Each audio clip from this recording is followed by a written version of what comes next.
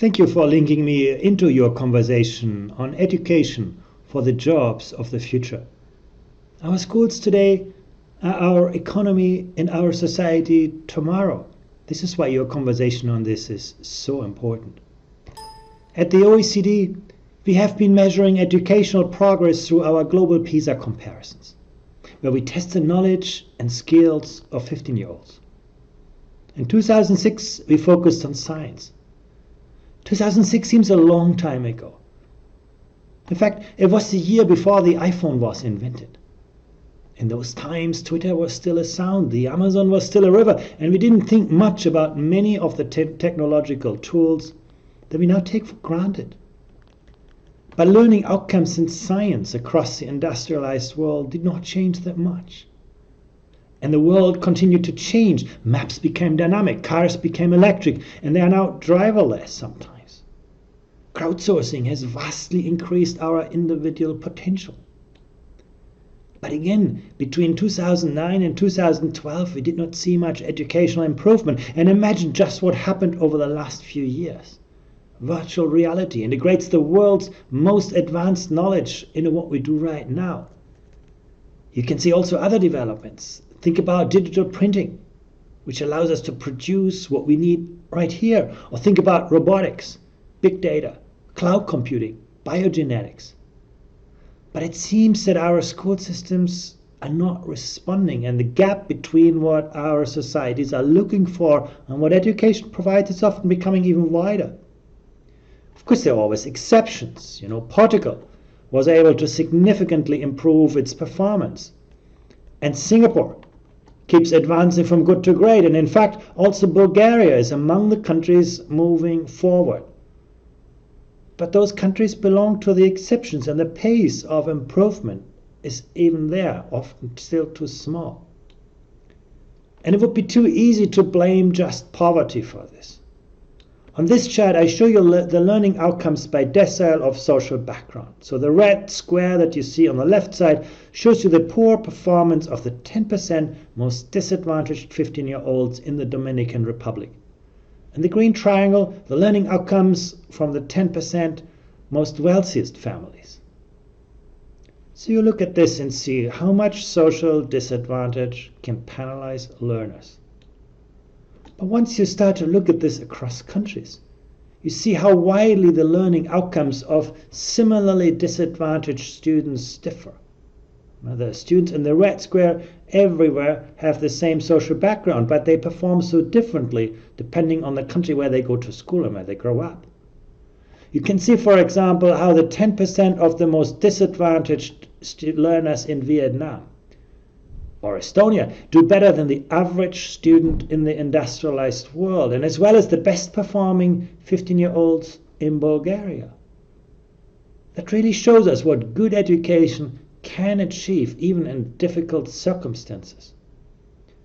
And we have no time to lose. Some people predict that about half of today's job tasks can be overtaken by today's technology already.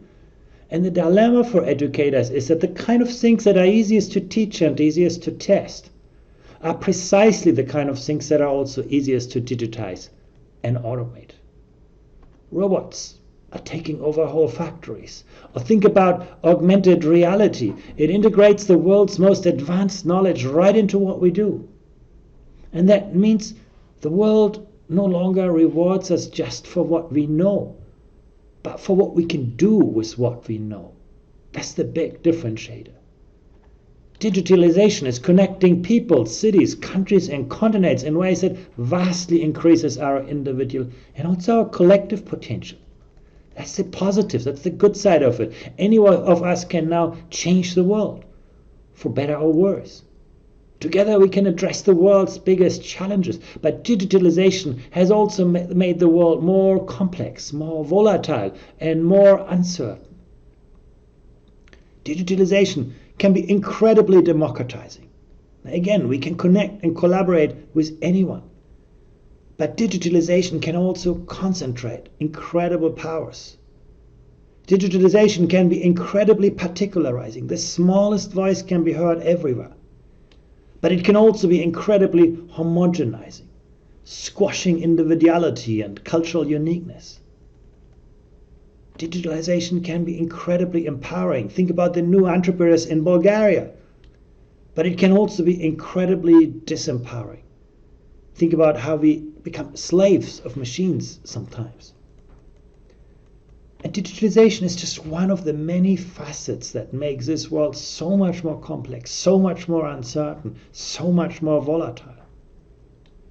Think about how our education systems are responding to the rapidly expanding knowledge of our times. And this knowledge has so many facets. And there are people behind every of these facets. And then think about how tiny the world of the school curriculum is in this world. We're trying to squeeze everything into this tiny box, but what ends up in the tiny box are typically the very shallow shadows of rich and beautiful experiences in the world, because our learning environments are often so constraining and because our teachers don't have the experience sometimes also the passion of the subjects they teach. But our response to a richer and more complex world is often simply to squeeze more and more stuff into the tiny box. The problem is actually not what we put into the box, but it's the box itself. Transforming education is not about what we put into this box, into the curriculum, but how we give learners the rich experiences that distinguish humans from the technologies around us.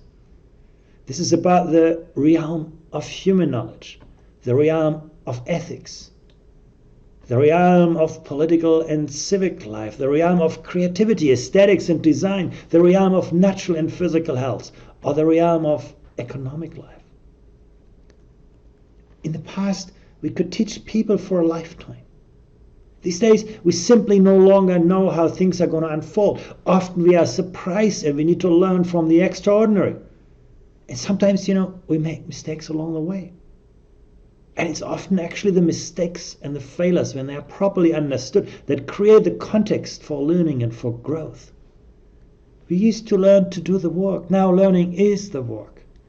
Education now needs to provide people with a reliable compass and the navigation tools to find their own ways through this increasingly complex and volatile world.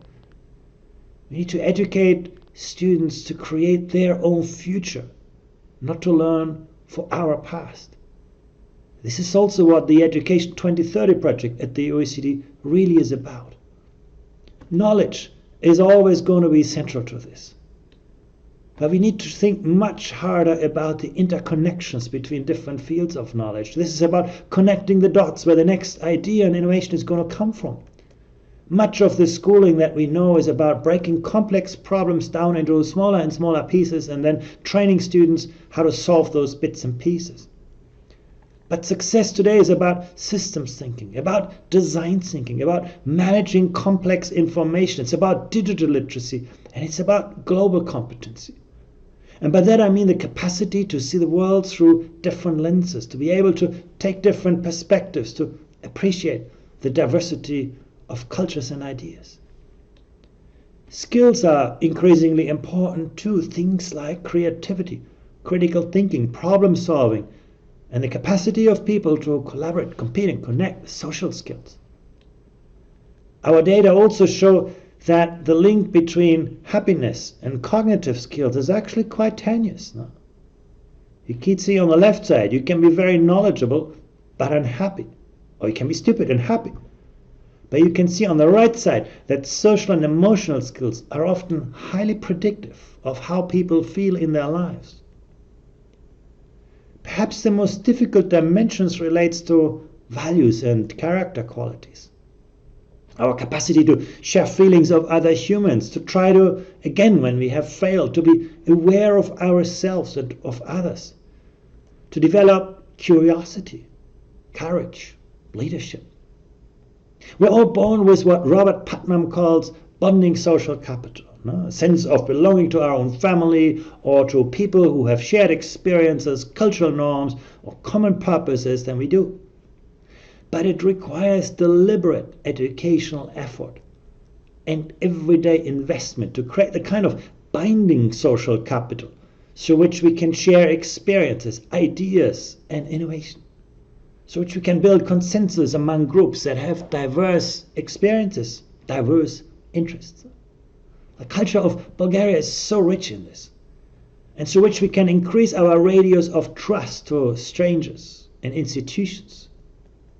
And what we know is that societies that are good at nurturing this kind of bonding social capital and pluralism, they've always been more creative.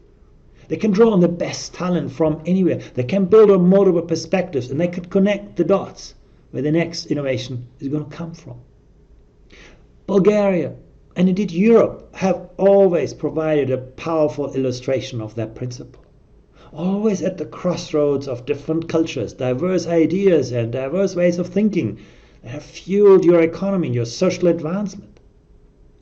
But today, the things are being put to a test in Europe. Now you have disenfranchised young people from the heart of Europe who are joining the Islamic State to turn historic, multi-ethnic, multi-religious powerhouses in the Middle East back into religious monocultures. The fact that some of those young people have ticked all the boxes of formal education, that shows us that the answer is not as simple as providing more of the same education, but that we need to think harder about the kind of educational experiences that will empower people to embrace and advance our societies. The bottom line is really simple. Where societies don't build floors under people, many will reach out for a wall, no matter whether that is working or not. So how can education transform education? In the past, it was sufficient to sort students because our economies could rely on a few highly educated individuals. Today, we need everyone to participate, to contribute to the world. Equity and excellence are part of the same coin. In traditional bureaucratic school systems, teachers are often left alone in classrooms with a lot of prescription what to teach. Future teachers in schools need to look more outwards, to collaborate with the next teacher in the next school. The past was about delivered wisdom. The future is about user-generated wisdom. The past was divided. You had teachers and content divided by subjects and student destinations, and the past was isolated. Schools were designed to keep students inside and the rest of the world outside. Well, the future needs to be a lot more integrated. And that means emphasizing the integration of subjects, the integration of students, and the integration of learning contexts. And the future needs to be connected. And that means connected with real-world contexts and also permeable to the rich resources in our communities. Instruction in the past was subject-based. Instruction in the future needs to be a lot more project-based. The past was hierarchical. Students were the recipients and teachers the dominant resource. Well, the future needs to be co-created, and that means we need to recognize both students and adults as resources for the co-creation of communities, for the design of learning, and for the success of students. The future also needs to be more collaborative, and that means changing working norms. Expressed differently, we're seeing a shift from a world of stocks, where knowledge is stacked up somewhere and that depreciates very rapidly in its value, to a world in which the enriching power of collaboration is rising. The combination of professional autonomy and a collaborative culture is what will make students and teachers successful these days. In the past, different students were taught in similar ways. Now we need to embrace diversity with differentiated pedagogical practices. The past was curriculum-centered. The future needs to be learner-centered. The goals of the past were standardization and compliance, that is, students are educated in batches of age, following the same standard curriculum, all assessed at the same time. Well, the future is about personalizing educational experiences. And that is about building instruction from student passions and capacities, helping students personalize their learning and assessment in a way that fosters engagement and talents. In the past, schools were technological islands. That is, technology was mainly deployed to support existing practices for efficiency gains. Future schools need to be empowered and use the potential of technologies to liberate learning from past conventions, connect learners in new and powerful ways. The past was interactive. The future is participative. And we need to understand that learning is not a place. No, learning is an activity. The future is about more innovative partnerships. Isolation in a complex world of learning systems is what seriously limits our potential. Powerful learning environments are constantly creating synergies and constantly find new ways for different actors to interact. They enhance professional, they enhance social, and they enhance cultural capital with others. And they do that with families, with communities, with higher education, with other schools, with other learning environments, and also with business. We still have far too few innovators and game changers in the education sector itself. We need to find better ways to recognize, reward, and give exposures to great teachers, to great schools, to their successes. And that all has profound implications for teaching and teachers. The past was about prescription, telling teachers what to do. The future is about an informed profession. We need to shift attention from the provision of education, what we do, to the outcomes of education. And to replace the industrial work organization of schools with all its administrative control and accountability with a much more professional set of working norms. It means to advance from management in schools to leadership in schools. And also to shift from a culture of public versus private to a culture of public with private. None of that is easy. Think about policy. Moving from idiosyncratic reforms, doing one thing today and another thing tomorrow, to something that really is coherent across the entire spectrum of policies, across the entire trajectory from early childhood education to learning later in life of people. Again, none of this is easy. None of this is going to be done quickly. But it is about our future. And that's why we need to get this right. Thank you very much.